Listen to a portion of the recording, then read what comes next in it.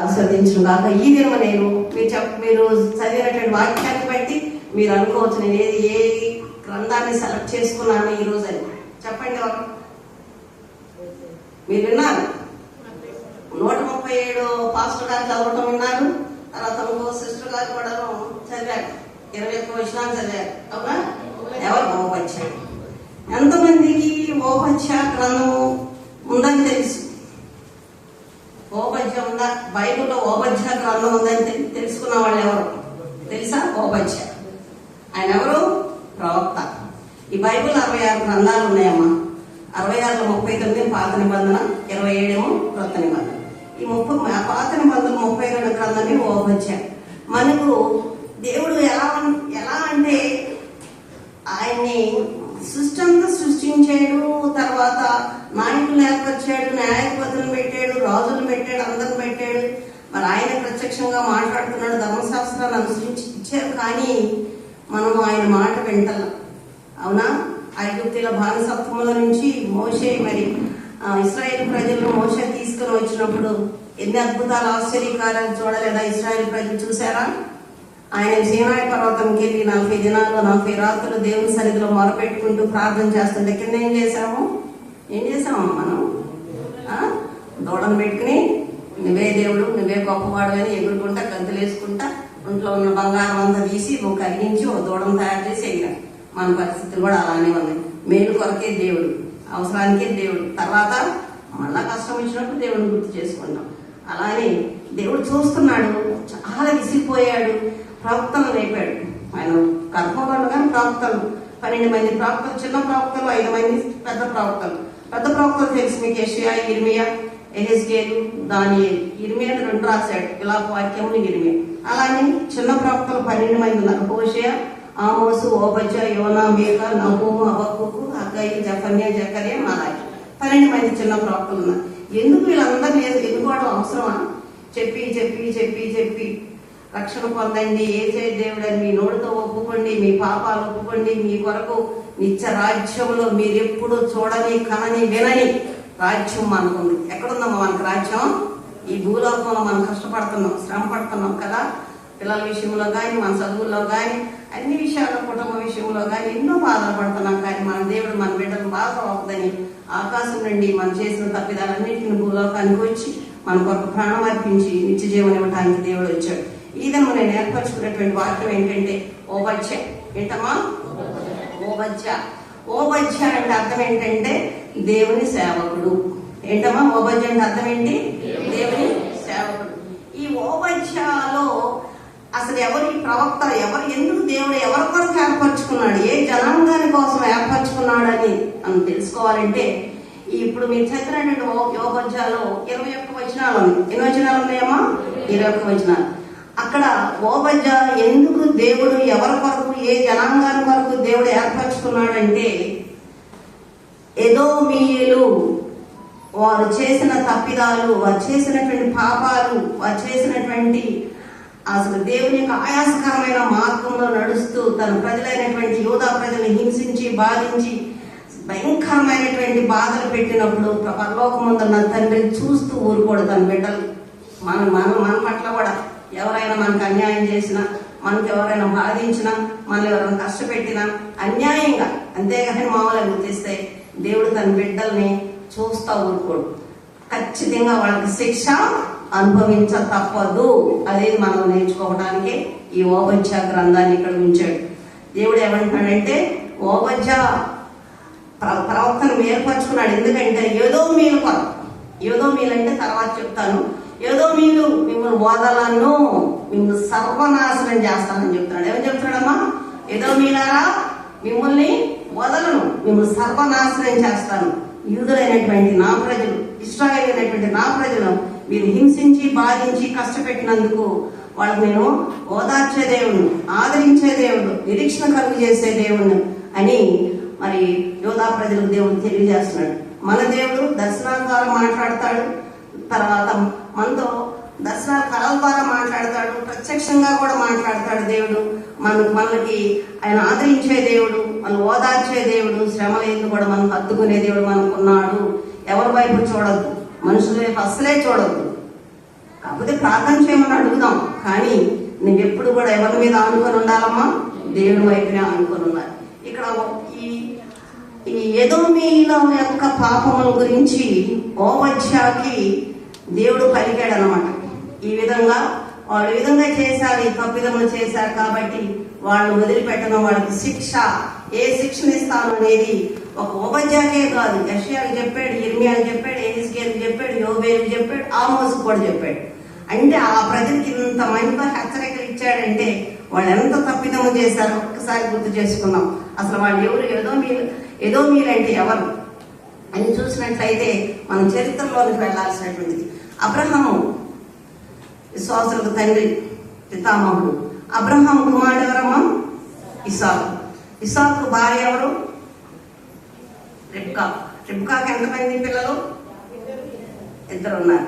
ఇద్దరు కూడా తన గర్భం ధరించినప్పుడు ఇస్సాకు కూడా వెంటనే పిల్లలు కలగలేదు. చాలా దైవభక్తుడు అనేటువంటి ఇస్సాకు చాలా ప్రార్థన చేయడం వల్ల రిబ్కా గర్భం ధరించాడు. గర్భం ధరించినప్పుడు తన యొక్క గర్భంలో ఇద్దరు కమలలు ఇచ్చాడు దేవుడు. ఇద్దరు కూడా పెనుగులు ఆడుకుంటున్నారు. ఏం చేస్తున్నారమ్మా? పెనుగులు ఆడుకుంటున్నారు. కాబట్టి ఆ యొక్క దర్శనం కూడా ఆదికాండం చూద్దాం. ఆదికాండం 25వ అధ్యాయం 22 చూద్దాం ఒకసారి. ఆదికాండము 25వ అధ్యాయం 22. టైం లేదు కాబట్టి తొందరగా చదువుకున్నాం. చదివేసి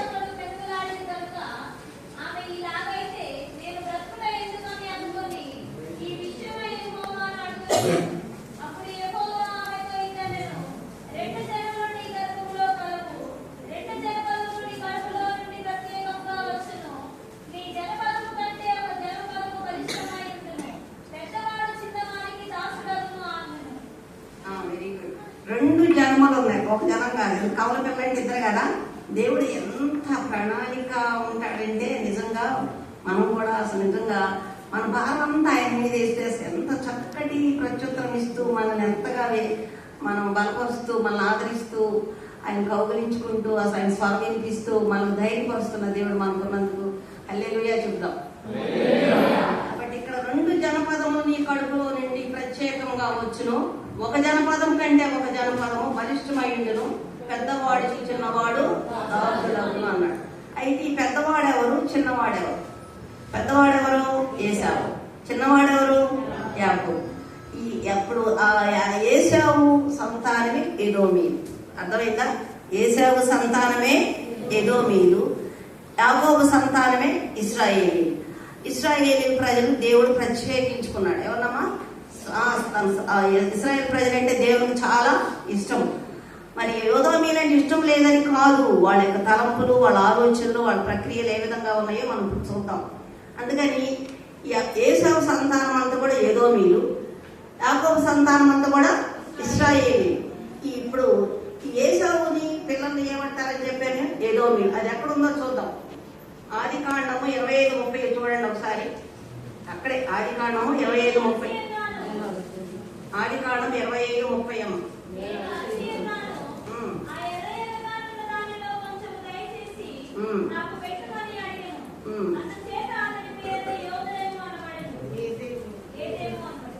ఏమని పేరమ్మా?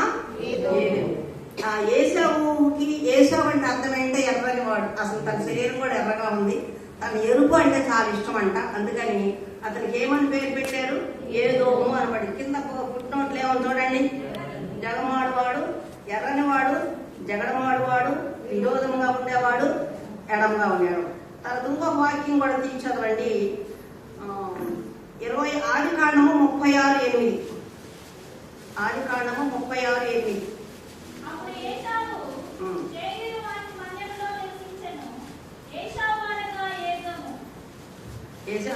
ఏసేవాళ్ళగా ఇప్పుడు మనం క్లియర్ అయిందా? కాబట్టి ఇప్పుడు మనం నేర్చుకోవాల్సింది ఏంటంటే ఇస్సాకుకి ఇద్దరు కుమారులు. పెద్ద అతని పేరేమో ఏశావు, రెండో అతని పేరు యాకోబు. పెనుగులాడంటే ఏశావు కాళ్ళు పట్టుకుని గర్భంలో తల్లికి తెలిసిపోతుంది అనమాట. అది ఏంటి ప్రభా నాకు ఇలా ఉంది అంటే ఇప్పుడు చెప్తాడు అనమాట. ఇద్దరు పెనుగులాడుతున్నాడు, పెద్దవాడు చిన్నవాడికి దాసుడు అవుతాడని దేవుడే ప్రత్యక్షంగా ఆమె చెప్పడం జరిగింది అనమాట. ఇప్పుడు ఏశావుని ఏశావు నుంచి వచ్చిన వాళ్ళందరూ ఎవరు? ఎదోమీయులు. మరి యాకోబు నుంచి వచ్చిన వారందరూ ఎవరు? ఇశ్రాయేలు. వీళ్ళిద్దరు ఏమవుతారు? అన్నాదం సహోదరులు. 2 జనాంగాలు ఉన్నాయి. అవునా? ఎన్ని జనాంగాలు ఉన్నాయి? ఎదోమియం అనేది ఒక జనాంగం, ఇశ్రాయేల్ అనేది 2 జనాంగం, సహోదర జనాంగాలు 2. మరి ఇద్దరు బాగా మరి కలిసిమెలిసి ఉండాలి కదా. అవునా? ఇక్కడ ఒక తప్పిదం జరిగింది. ఏం చేశాడు తెలుసుగా మీకు అందరికీ?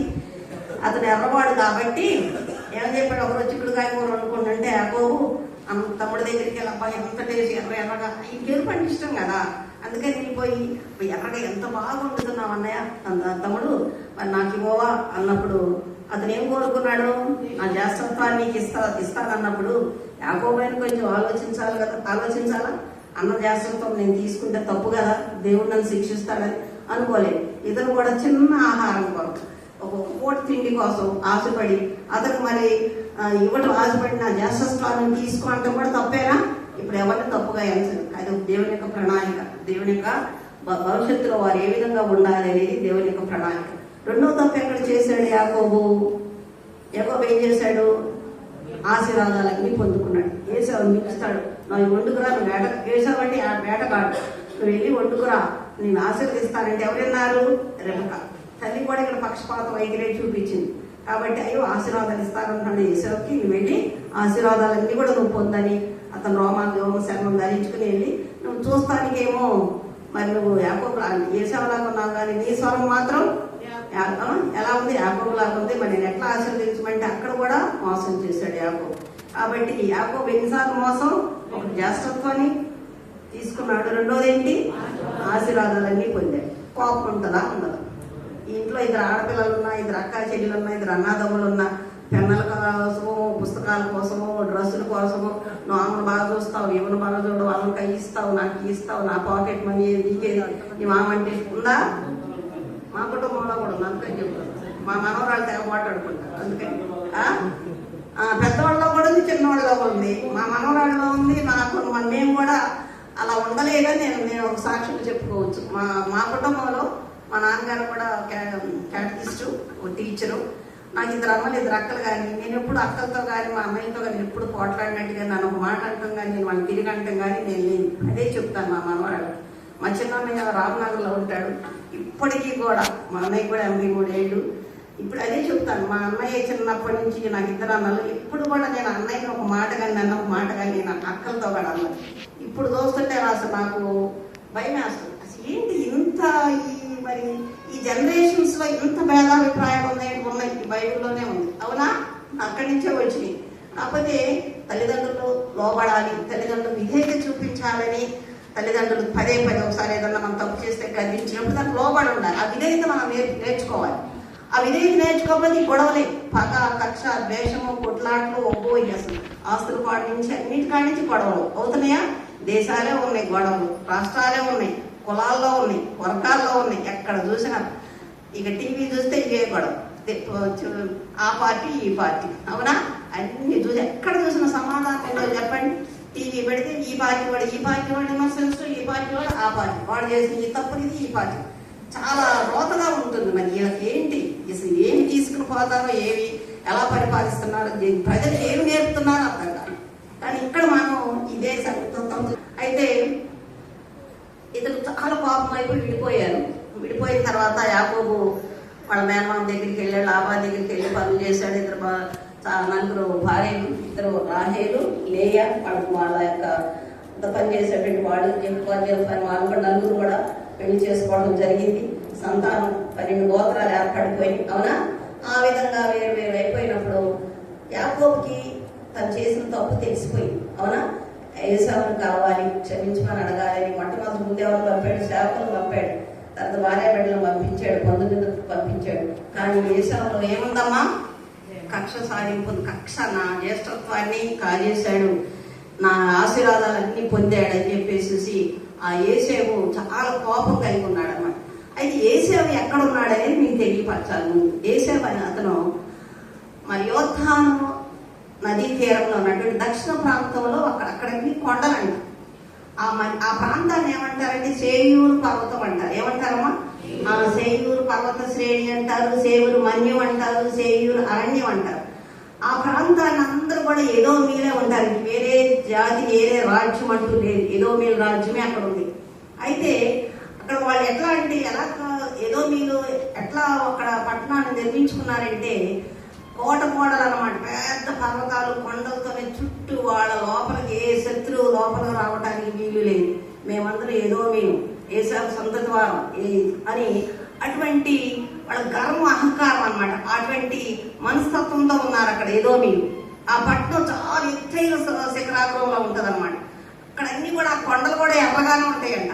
అక్కడ ఉన్న పర్వత శ్రేణులు కానీ పర్వతాలు కానీ మైనా అన్ని కూడా అలానే ఉంటాయంట. అటువంటి ఆ యొక్క ఎదోమీల రాజ్యానికి ఒక రాజధాని ఉంది, పెట్రా. 7 వింతల్లో అదొక వింత కూడా చెప్తారు. ఆ ఎదోమీల రాజ్యాన్ని ఒక వింత, 7 వింతల్లో పెట్రా అనేది రాజధాని. ఎవరికమ్మా? ఎదోమీల రాజధాని ఏంటి? పెట్రా. ఆ విధంగా వాళ్ళు అక్కడ పరిపాలిస్తూ ఉన్నారు.